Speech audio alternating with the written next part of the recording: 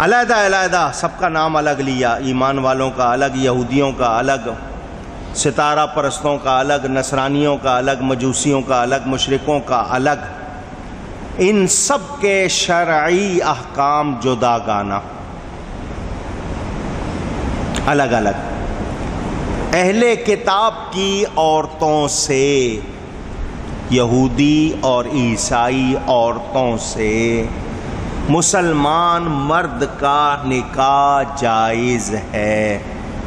نکاح اونچی، میں جو بات کر رہا ہوں دھیان سے سنیں، مسلمان مرد کا عیسائی یا یہودی عورت سے نکاح، وہ اہل کتاب، اب ان میں بھی آگے فرقے ہیں، بہت سی آگے ان میں شاخیں ہیں، کچھ جو ہیں وہ کتاب کو مانتے ہی نہیں، میں نے اہل کتاب کا جن کے عقیدے اس حوالے سے صحیح ہوں، اپنے مذہب کے حوالے سے، اپنے مذہب کے حوالے سے صحیح نہیں ہے تو وہ اس سے نکل جائیں۔ یہ صرف گنجائش رکھی ہے، حکم نہیں ہے۔ یہ کیا ہے؟ گنجائش۔ حضرت عمر فاروق مسلمان نوجوانوں سے کہتے تھے، او عیسائی یہودی عورتوں سے نکاح کا سوچنے والوں، کیا مسلمان لڑکیاں مر گئی ہیں؟ ختم ہو گئی ہے؟ زمین اچھی نہیں ہو، بیج اچھا نہیں ہو تو فصل اچھی آئے گی؟ اونچی۔ عورت صحیح نہ ہو، اس کے اخلاق، اس کا ایمان صحیح نہ ہو، آپ کی اولاد صحیح مسلمان بنے گی؟ سوچیں۔ کہتے ہیں جی اسلام میں اجازت ہونے کا مطلب یہ گنجائش ہے، اس کا یہ حکم نہیں ہے کہ ایسا کرو، یہ صرف اجازت دی گئی ہے، اس کو لا کے مسلمان کرنے کی کوشش کرو۔ لیکن اب اکثر ویزے کے لیے ہوتے ہیں نکاح، دوسرے ملک میں جاؤ، وہاں نکاح کر لو، اس کو پیسے دے دو، جب پاسپورٹ بن جائے تو کون اور میں کون۔ یہ ایگریمنٹ والا نکاح متاع کی صورت ہی ہو گئی نا ایک طرح کی، اللہ معاف کرے۔ تو سوچنا چاہیے، اگر یہودی یا عیسائی اللہ کا نام لے کر صحیح طور پر ذبح کرے تو ان کا ذبیحہ حلال، ان کا ذبیحہ، جھٹکے کی بات نہیں کر رہا ہوں، کرنٹ کی بات نہیں کر رہا ہوں، اللہ کے نام نہیں لیتے ہیں، صرف ویسے ہی اس کی بات کہ جی یہودی نے کاٹا ہے، عیسائی نے کاٹا ہے لہذا صحیح نہیں، ان میں بھی آپ جائیں۔ چنانچہ اس بارے میں باہر کے ملکوں میں گیا، میں نے تحقیق کی، یہودیوں میں بہت سی قسمیں ہیں، ان کے کچھ ہیں جو ابھی تک پرانے طریقے پر ہیں، وہ آج بھی اللہ کا نام لے کر ذبح کرتے ہیں، اور کچھ ہیں جو مشینوں کا کرتے ہیں۔ سب کا حال ایک جیسا، اونچی کہیے، یہ معلوم ہونا چاہیے۔ مگر مشرک جو ہے اس کا یہ سب کچھ حرام ہے، نہ اس کی عورت سے نکاح ہو سکتا ہے، نہ اس کا کاٹا ہوا جانور ہم کھا سکتے ہیں۔ حضور صلی اللہ علیہ وآلہ وسلم کو چھوڑ کر، نبی پاک صلی اللہ علیہ وسلم کو اونچی سب کچھ ماننا ایمان نہیں ہے۔ نبی کو چھوڑ دیا، سب کچھ مان لے، نبی کا دامن چھوڑ دیا تو مسلمان، اونچی کہیے۔ دیکھیں اب میں آپ کے سامنے رکھوں، یہودی عیسائی قیامت کے بارے میں کہتے ہیں کہ قیامت ہوگی، لیکن اس میں بہت سی باتوں کا انکار، لیکن پھر بھی فرشتوں کو مانتے ہیں، جنت کو مانتے ہیں، دوزخ کو مانتے ہیں، بہت سے نبیوں کو بھی مانتے ہیں، کوئی کسی نبی کے ایک کا انکار کر رہا دوسرے کا، لیکن مانتے ہیں۔ اللہ کی ذات کو مانتے ہیں، اس کی بہت سی صفات کو مانتے ہیں، مگر اللہ نے فرمایا یہ مومن، اونچی، رب کے حبیب کو نہیں مانا، سب کچھ مان لیا، مومن نہیں۔ سمجھ آئی بات؟ ابھی بھی نہیں سمجھے؟ اور نبی کا دامن چھوڑ کے رب ملتا، ہمیں تو جو کچھ ملا ہے نبی کی بدولت ملا ہے، وہ تو نبی کو مانتے نہیں، ہم یہ کہتے ہیں ہمیں تو خدا بھی ملا ہے تو بارگاہ مصطفیٰ سے ملا ہے۔ اللہ امام ربانی، امام مجدد الف ثانی، الف ہزار کو کہتے ہیں، ثانی دوسرا ہزار، دوسرے 1000 سال کے مجدد ایک تو 100 سالہ مجدد ہوتا ہے ہر 100 سال کے بعد، یہ 1000 سالہ مجدد شیخ احمد فاروقی سرہندی رحمۃ اللہ علیہ، بڑے مشہور بزرگ، ان کا ایک جملہ سناؤں؟ پہلے بھی سنا ہوگا، سناؤں؟ فارسی ہے ان کی زبان، ترجمہ کر دوں گا۔ وہ فرماتے ہیں من پرستم عز و جل را کہ او رب محمد است صلی اللہ علیہ وسلم۔ فارسی آپ نے سن لی، اب ترجمہ سن لو۔ وہ کہتے ہیں میں رب کو اس لیے رب مانتا ہوں کہ وہ میرے نبی کا رب ہے، میں اس لیے ان کی پرستش کرتا ہوں کہ وہ میرے نبی کا رب ہے۔ نہیں سمجھ آئی بات؟ اللہ فرماتا فلا وربک محبوب، تیرے رب کی قسم، یا اللہ تو سب کا رب ہے، اپنے حبیب کا خاص بیان کیوں فرمایا؟ سب کا رب ہوں مگر ناز ہے کہ حبیب کا رب ہوں۔ یہ محبت کی باتیں ہیں، لوگوں کو جن کو اعتراض سوجا ہوا ہے نا، ان کو یہ سمجھ آتا۔ ایمان انہی کا ہے جن کے پاس محبت ہے۔ یاد رکھنا، یاد رکھنا، نبی کو چھوڑ دیں باقی ساری چیزوں کا۔ ابھی عیسائی مان رہے ہیں، کہتے ہیں ہم اللہ کو مانتے ہیں، جبریل کو مانتے ہیں، حضرت مریم کو مانتے ہیں، حضرت عیسیٰ کو مانتے ہیں۔ یہودی کہتے ہیں ہم حضرت موسیٰ کو مانتے ہیں، حضرت داؤد کو مانتے ہیں، حضرت عزیر کو مانتے ہیں۔ ہم مانتے ہیں قیامت بھی آئے گی، ہم یہ بھی مانتے ہیں جنت ہے، پیراڈائز ہے، ہیل، دوزخ ہے، سب کچھ مانتے ہیں، فرشتے بھی ہیں، کتابیں بھی ہیں، سب کچھ مان رہے ہو، اللہ کے حبیب کو نہیں مان رہے تو مومن نہیں، جو ان کا نہیں ہے وہ رب کا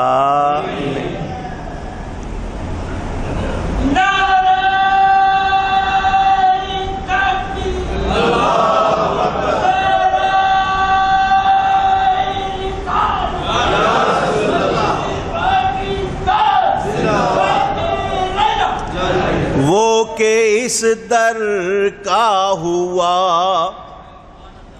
جو کوئی میرے نبی کا ہو گیا، وہ کہ اس در کا ہوا، خلق خدا اس کی ہوئی۔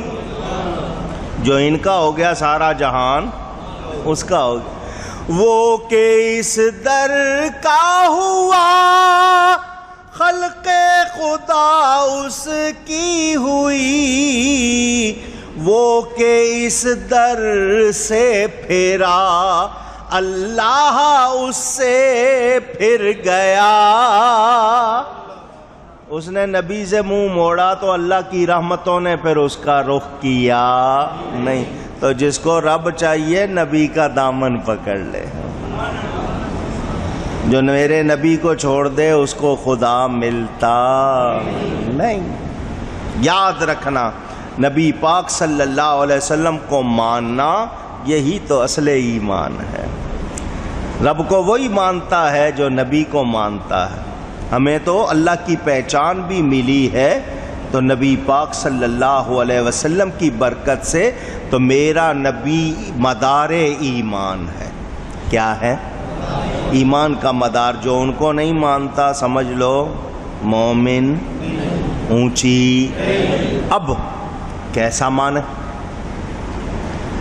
کلمہ تو پڑھتے ہیں بہت سے لوگ، عیسائی یہودی نہیں مانتے لیکن مسلمان کہلانے والے کچھ لوگ کلمہ تو پڑھتے ہیں، مگر جیسا نبی کو ماننا چاہیے ویسا مانتے۔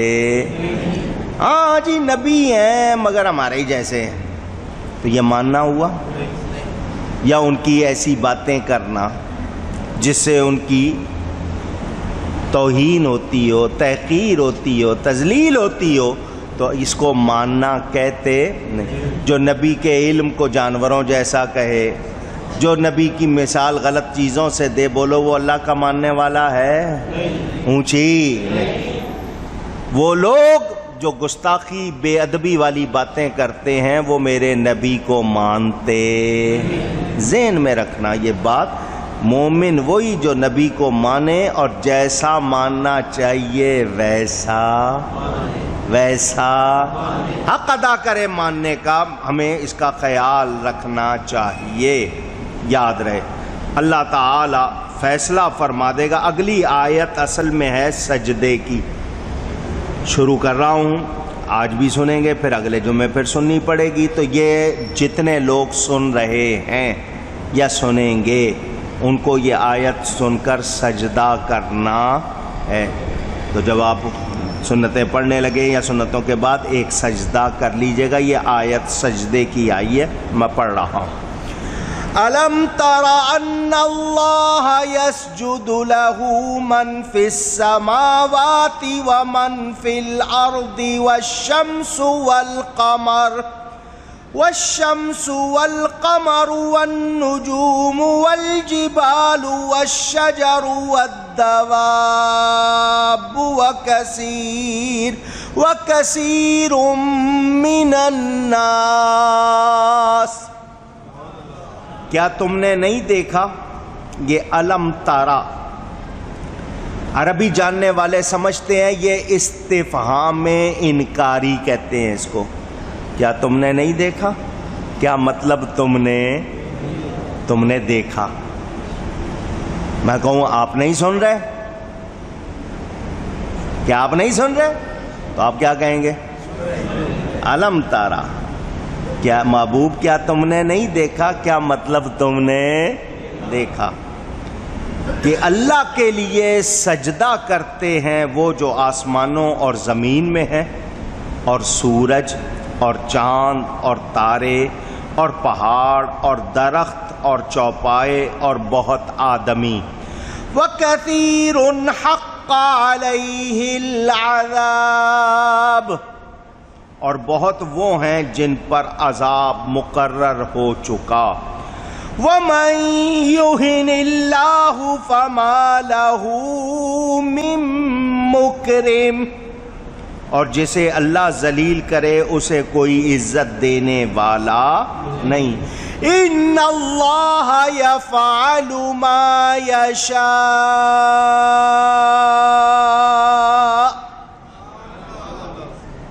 بے شک اللہ جو چاہے کرے۔ یہاں آیت ختم ہو گئی، یہ سجدے کی آیت ہے۔ آپ سب کو پھر کہہ رہا ہوں، ہم سب نے ایک سجدہ کرنا۔ سجدہ تلاوت کا طریقہ سن لو۔ قرآن شریف آپ پڑھ رہے ہو نماز میں، کہاں پڑھ رہے ہیں؟ نماز میں۔ آیت آ گئی ہے سجدے کی، اسی وقت سجدہ کرنا ہے، یہی بہتر طریقہ۔ امام یہاں پاکستان ہندوستان میں بتانا پڑتا ہے، عرب میں تو کوئی نہیں بتاتا کہ سجدہ پہلی رکعت میں سجدہ، دوسری رکعت میں سجدہ۔ اول تو ایسی صورتیں ہی نہیں پڑھتے یہاں، وہاں پر تو آپ جائیں مدینہ منورہ، مکہ مکرمہ، اکثر فجر کی نماز میں وہ پڑھتے ہی سجدے والی صورتیں۔ بہرحال یہاں بتا دیا جاتا ہے، اگر امام نے نہیں بتایا اور اس نے نیت کی ہوئی ہے کہ میں نے یہ پڑھنا ہے، اور اس نے رکوع میں نیت کر لی، تو رکوع کر لیا اس کے بعد، اور رکوع میں ہی اس کی نیت کر لی تو اس کا سجدہ ہو گیا۔ لیکن آپ لوگوں کو نہیں معلوم تو سنا رہا ہوں، خود آپ حافظ ہیں، پڑھ رہے ہیں، سجدے والی آیت نماز میں پڑھتے ہوئے آئے، آپ فوراً سجدہ کریں۔ سجدہ کرنے کا طریقہ، اللہ اکبر کہہ کے سجدے میں جانا ہے۔ اللہ اکبر کہے بغیر جائیں گے سجدہ نہیں ہوگا، اللہ اکبر کہہ کے سجدے میں جانا ہے۔ آپ کو وہ آیتیں نہیں معلوم جو پڑھی جاتی ہیں، آپ سبحان ربی الاعلیٰ وہی پڑھ لیں، ورنہ فتبارک اللہ احسن الخالقین اور دوسرے الفاظ ہیں وہ پڑھے جاتے ہیں۔ بہرحال آپ نے 3 مرتبہ سبحان ربی الاعلیٰ پڑھ لیا، اللہ اکبر کہہ کے اٹھ جائیں، سجدہ ہو گیا، سجدہ۔ کہیں آپ قرآن شریف ایسا پڑھ رہے ہیں، ہاتھ میں قرآن شریف کا نسخہ ہے یا کہیں اور پڑھ رہے ہیں، اور سجدے کے لیے آپ کے پاس وہاں پر انتظام نہیں، آپ کرسی پہ بیٹھے ہیں، مصلی نہیں ہے، تو آپ کہتے ہیں بعد میں، تو وہ آپ پر رہے گا، وہ آپ نے کرنا ہے، وہ آپ پر رہے گا۔ اچھا، حافظ ہے، یاد کر رہا ہے بچہ ایک ہی آیت کو ایک ہی جگہ بیٹھے بار بار پڑھ رہا ہے، تو اس پر ایک ہی سجدہ ہے، بار بار سجدہ نہیں ہے، لیکن وقفہ کر کے پڑھے گا تو پھر الگ سجدہ ہوگا۔ تو یہ آپ نے مسئلہ سن لیا۔